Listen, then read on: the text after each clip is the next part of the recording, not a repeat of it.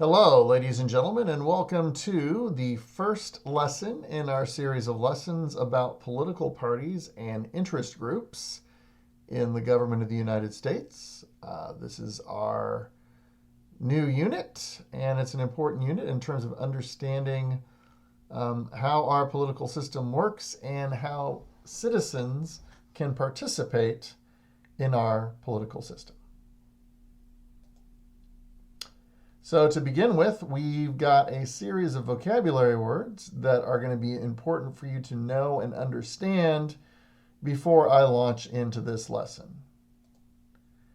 And I'm going to go over these vocabulary words with you right now so that when I use them in the lesson, you will understand what they mean. Our first vocabulary word is nominate. If you are nominating someone for an office, you are proposing to formally enter them as a candidate for election or for an honor or award. But most of the times, if you're nominating someone, you're choosing who is going to be a candidate for a specific office. Legitimacy. We often talk about whether someone is legitimate or not legitimate, or oftentimes you say legit. If you have legitimacy, you have the right to exercise power through the approval of citizens according to the law. And in democratic systems, you gain legitimacy by winning elections. A watchdog is a person or an organization that holds people or institutions that have power accountable. So if you are holding someone accountable for what they are supposed to be doing, you are acting in the role of a watchdog. Consensus is general agreement about a topic or issue. So a lot of times people like to achieve consensus on a topic, and sometimes you can't achieve consensus. And then an independent. In this case, an independent is someone who does not belong to or regularly vote with one political party. So in the context of American politics, that would mean you are not a Democrat or you are not a Republican. So, stay tuned for these words in the upcoming lesson. Our first left side question is, what do political parties do? Let's answer that question. The first thing a political party does is nominates candidates in a democratic system. In order to nominate candidates, you have to recruit them, choose them, and then present them during the campaign for public office. The first thing they have to do is get nominated. So many different candidates may want to be the Democratic candidate for a specific office. Many Republican candidates may want to be the Republican candidate for that specific office. They have to go through the nomination process. And most times that requires something called a primary. More on that later. Political parties organize and activate their supporters. If you are supporting a political party, you will support that party's candidates for all the offices that those candidates are running for. So that involves campaigning, defining the issues that the campaign is going to be run on, and the part people mostly love is the criticizing of other candidates from the other parties. Parties provide legitimacy. If you are running as a Republican or running as a Democrat, you are backed by that party, and you gain the automatic support of most people who are members of that party and vote with that party. So that gives you a leg up. A candidate supported by a major political party has a much greater chance of winning, and members of that party are far more likely to vote for them. If you're running as an independent, if you're not running for one of the major parties, your chances of winning are much, much lower. Then, once you actually get elected to office, members of a political party work together within the legislative and executive branches they control to implement their policies and priorities. So, in other words, if you run for office and you say you're going to do a bunch of stuff, when you get into office and you're actually governing, you try to do that stuff. It's pretty straightforward. And then finally, if you happen to be in the political party that is not in control of government, when you are out of power, it's your job to act as a check on the other parties, to hold the party that's in power accountable for the decisions that they make. And sometimes it's just automatically criticizing anything the party in power does. I mean, if you watch TV, if you watch the news, you know it's not always pretty, but that watchdog function, that holding the other party accountable function is extremely important. And if you're out of power, you also strategize to gain power in future elections. So this is not an all-inclusive list of what parties do, but this is a pretty important list of what parties do. So in the United States, we have a two-party system. Most people know we have the Democrats and the Republicans. And the common question is, what's the difference between a Democrat and a Republican? If you're having that question, stay tuned for the next lesson, because I'm not going to answer that today, but I will answer that in the next lesson in this series. First of all, the United States has two political parties because historically we've always had two political parties. When the Constitution was up for ratification, the Federalists argued for the Constitution and the Anti-Federalists argued against the Constitution. And once the Constitution went into effect, basically the Federalists and Anti-Federalists got elected to office, and they basically formed our first political parties. For the record, George Washington was a Federalist. Tradition. The United States has always had two parties, and even though the names of those parties have changed over time, and the points of view that those parties have taken have changed over time, the fact of the matter is that third parties do not last very long, and they have a hard time sticking around. They might be around for one or two elections, and then they go poof and disappear. The electoral system in the United States really makes it difficult for more than two parties to exist.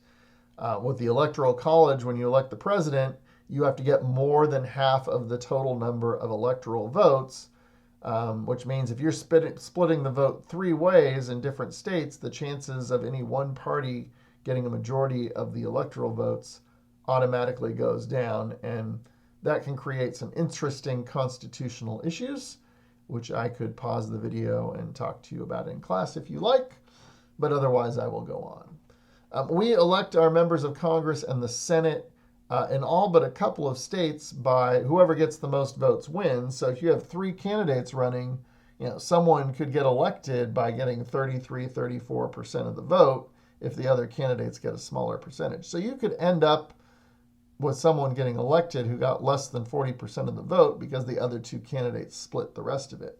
There are a couple of states that require runoff elections. And that's actually how the two senators from Georgia got elected. Otherwise, their opponents would have won. But most states simply elect people based on what's called a plurality, or whoever gets the most votes, even if that's not more than 50%. And that kind of drives the two-party system. And then there's a general consensus. This is not as true as it once was. It used to be that most American citizens agreed on a certain number of issues, and the parties don't disagree on them. The two parties are disagreeing about more and more things in the modern era. But generally, ideologically, which means in terms of people's beliefs, most Americans tend to lean to the right and favor Republicans, or to the left and favor Democrats. And if you don't really have an idea of what it means to be on the right or be on the left, we're going to discuss that in more detail in the next lesson. And then there's independents. Independents are people who are not registered with a party.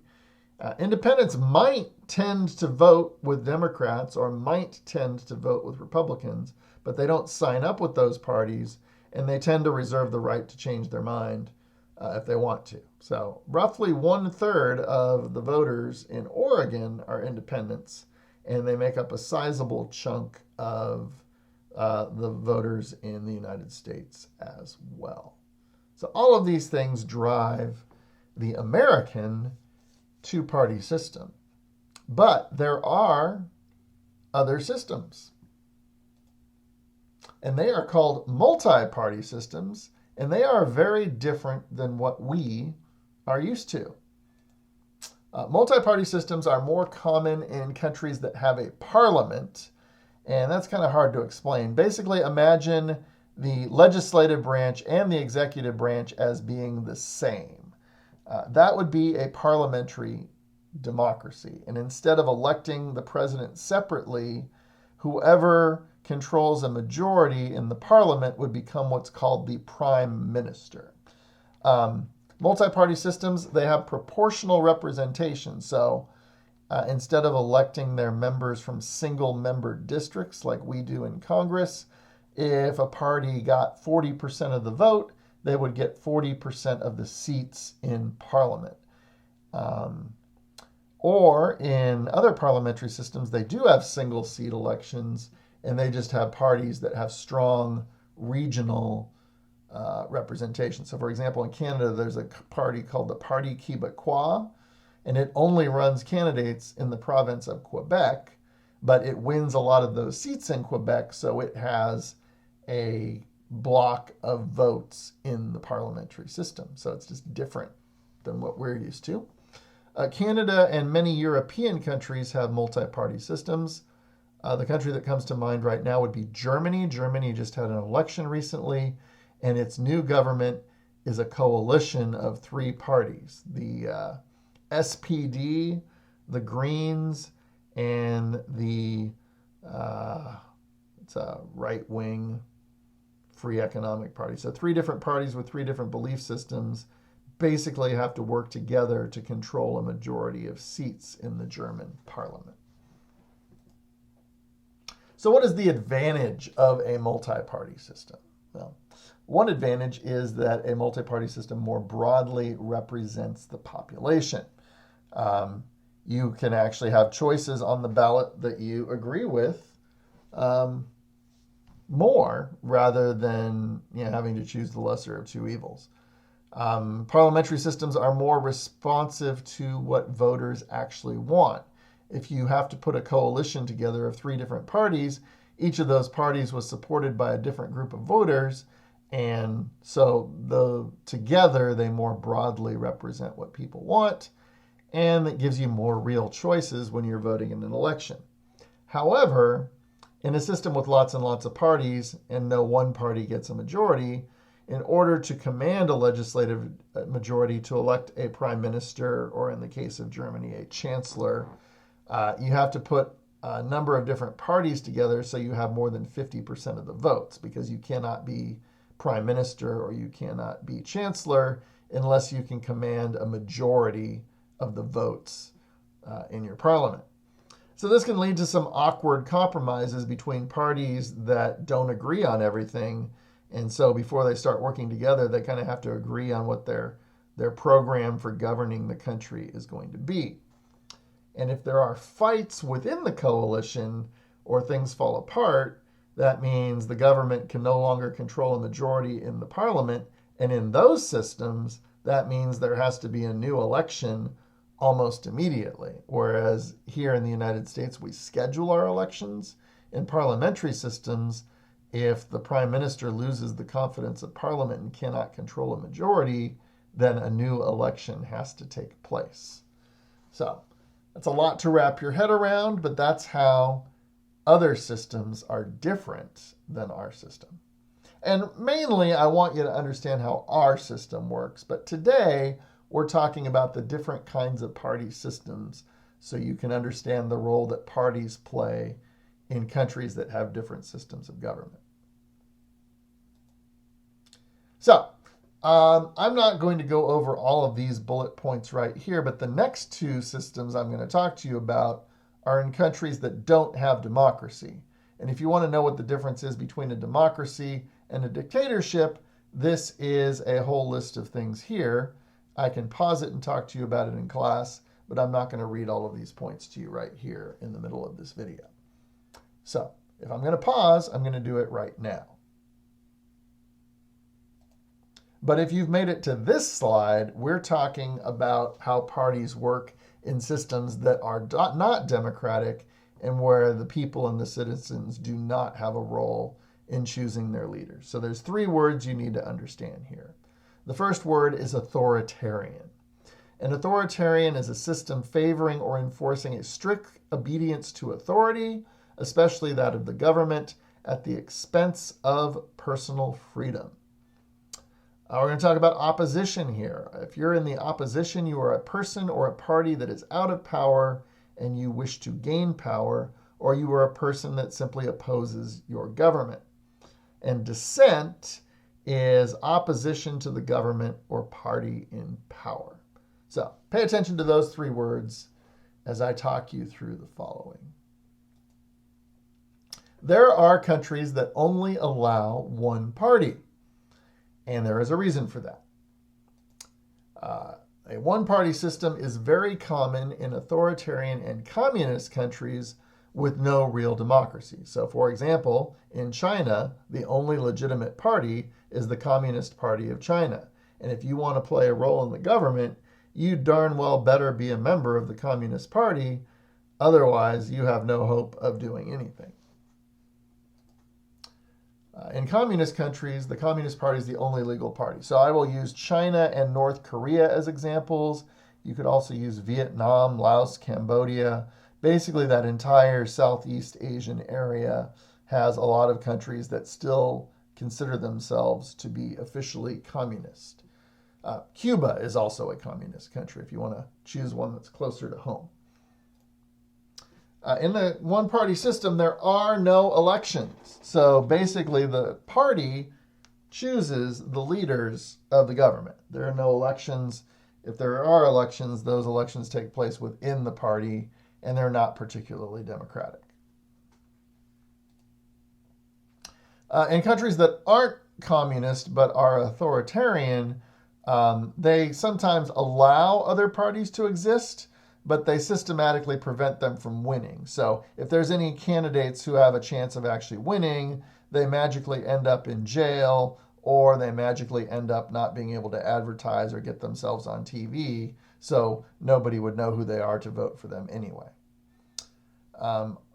Opposition leaders are often jailed, they don't get airtime in the media, and basically they systematically find ways to make sure that only the right party wins. So a perfect example of this would be Vladimir Putin in Russia. His party is called Our Home is Russia, and magically it wins every election, and he wins every election. And the only parties that are allowed to run are the parties that have no chance of winning, which ironically in Russia is the Communist Party. That's kind of ironic if you know anything about history.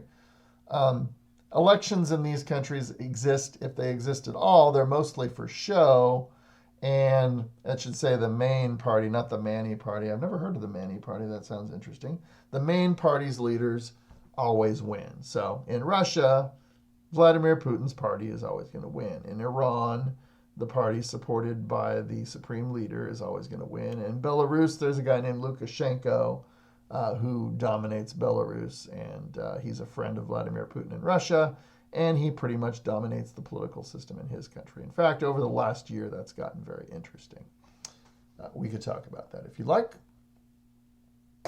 And then there are countries that have no party system at all, and these would be monarchies. They don't even allow political debate. So in Saudi Arabia, it's a monarchy. There are no political parties. The prime minister and the members of the government are chosen by the royal family, and you are not allowed to debate politics in Saudi Arabia. There's absolute monarchies and extreme dictatorships that don't even go through the pretense of having a political party. And because there are no political parties, the government is run by whoever the dictator or the monarch, king or queen, puts in place. And so if you're part of the government, your only job is to keep the leader happy. If it happens to be the king, you want to keep the king happy. If it's a dictator, you want to make sure you keep the dictator happy because the people have no vote. You got to keep the person who put you there happy or you lose your job and sometimes even your life. And so in a system like this, and honestly, in both one-party systems and no-party systems, dissent is not allowed and is usually ruthlessly punished.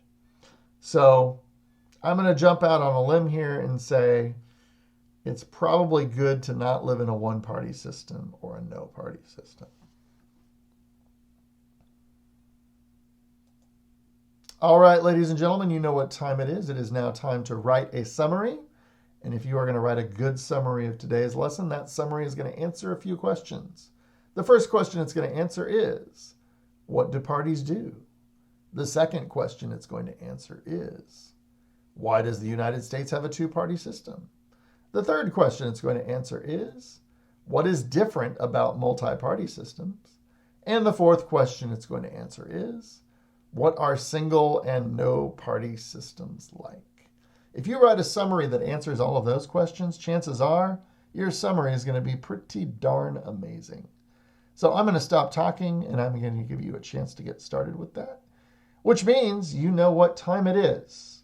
It is time for Mr. Blumendahl to sign off on the Waldo Middle School Social Studies YouTube Network.